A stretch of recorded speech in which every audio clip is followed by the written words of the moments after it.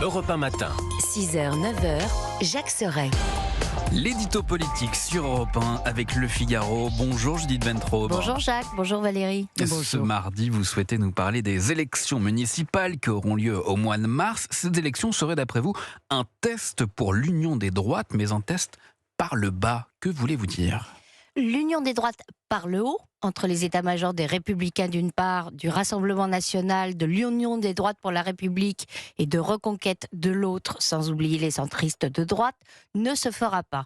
En tout cas, pas avant le premier tour. Marine Le Pen ne se classe d'ailleurs pas à droite, ce que confirme son programme économique très peu libéral. Bruno Retailleau a exclu lui aussi tout accord national, de la veine tambouille, selon lui. Éric Ciotti et Éric Zemmour, qui eux, en rêvent, pèsent trop peu pour l'imposer. Pourtant, les électeurs de toutes ces formations réclament cette union, Judith. Oui, et on peut même dire qu'ils la plébiscitent. D'après un sondage Toluna Harris pour RTL du 10 décembre, 2/3 des Français qui se positionnent à droite se disent favorables à des candidatures communes pour les municipales, les législatives et même pour la présidentielle. À défaut, plus de 7 sympathisants de droite ou du centre-droit sur 10 jugent souhaitable un accord de désistement mutuel LR-RN au second tour des municipales et des législatives. Concrètement, que va-t-il se passer en mars ? Eh bien, dans certaines villes, les candidats aux municipales ont décidé de se passer du feu vert de leurs états-majors respectifs. À Bourg-en-Bresse, préfecture de l'Ain, le candidat Reconquête Benoît de Boisson mène une liste où figurent des élus LR, un membre du parti de David Lisnard, Nouvelle Énergie, et même un ex-adhérent du Nouveau Centre. Le RN aura sa propre liste, contrairement aux Républicains, qui n'investiront personne. Mais que va-t-il se passer au second tour ? Si un accord entre toutes les droites s'avère indispensable pour espérer reprendre la mairie au socialiste Jean-François Debat, candidat à un 4e mandat. Gageons que les états-majors vont moins faire la fine bouche. À Montauban, dans le Tarn-et-Garonne, la maire sortante élue sous l'étiquette LR a rejoint Éric Ciotti. Et son alliance avec le RN s'est ouverte à d'autres anciens LR. Dans les Bouches-du-Rhône, des listes de droite élargies se présentent dans la plupart des communes du pourtour de l'étang de Berre, dont les 4 circonscriptions sont passées au RN. Comme à Fos-sur-Mer, par exemple, où un divers droite rallié au RN mène une liste avec des ex-LR.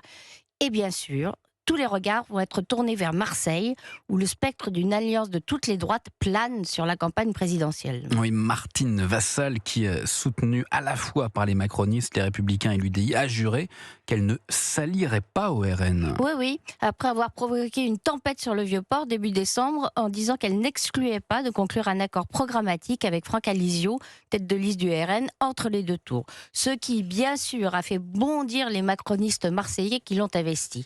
À Marseille, c'est la guerre ouverte à gauche entre Benoît Payan, le maire sortant d'hiver gauche, et le député LFI Sébastien Delogu. Mais on connaît la gauche.